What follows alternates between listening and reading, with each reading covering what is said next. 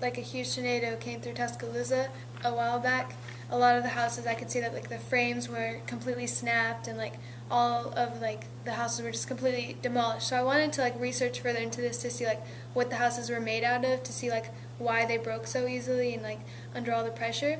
So after I researched, I found that many houses were made out of pine, which is a fairly weak wood, but it's super cheap to like manufacture and build out of.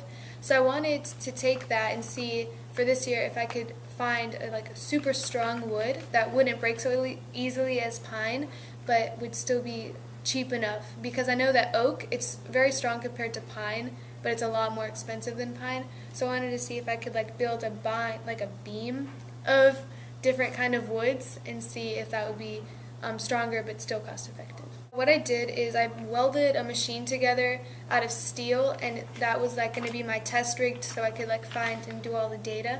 And so I designed sample beams, and they were made out of 4 sections. So since this is a continuation project, last year I found the tensile and the compression forces of wood, which the tensile is like the stretching and the compression is like how much pressure you can put on the wood. And I took that and then I applied it to making my beams. So like the wood that's best under compression force I put at the top of the beam and where the pushing would be.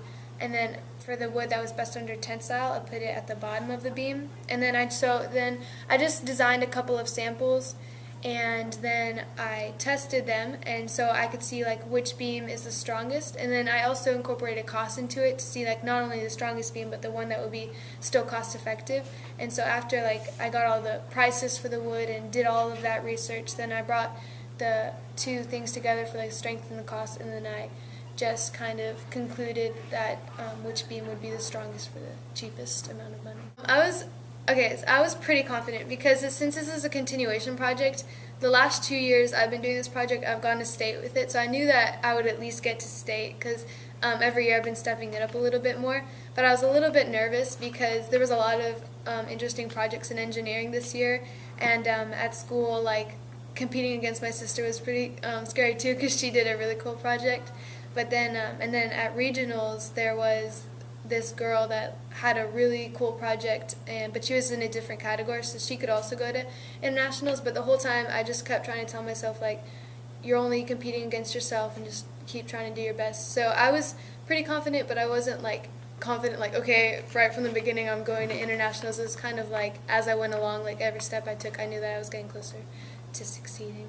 I'm pretty excited. I'm not really nervous because there's going to be a lot of good projects there, like projects that have been like patented and like projects that are curing diseases and stuff. So I'm not really going there to see if I can win anything. I'm just kind of going there for the experience because there's going to be a lot of cool people there, like judges, and there's going to be some like Nobel Peace Prize winners there that are going to be talking to us.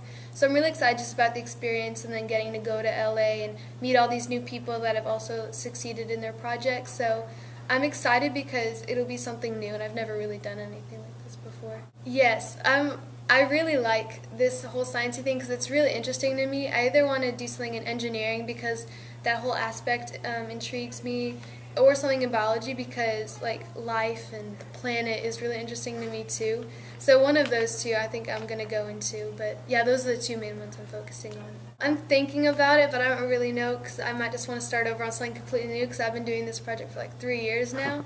But next year, if I was going to continue it, I was going to take the beams that I built, which were just like small beams, like foot long, that were like 1 foot long, and I was going to like build a beam that was long enough to be used in construction, and to see if I could actually put that beam into a house and see if it could actually like withstand all the force being put onto it, and not just have like a sample beam. I could have like an actual beam to see if that would be strong enough to be in a house.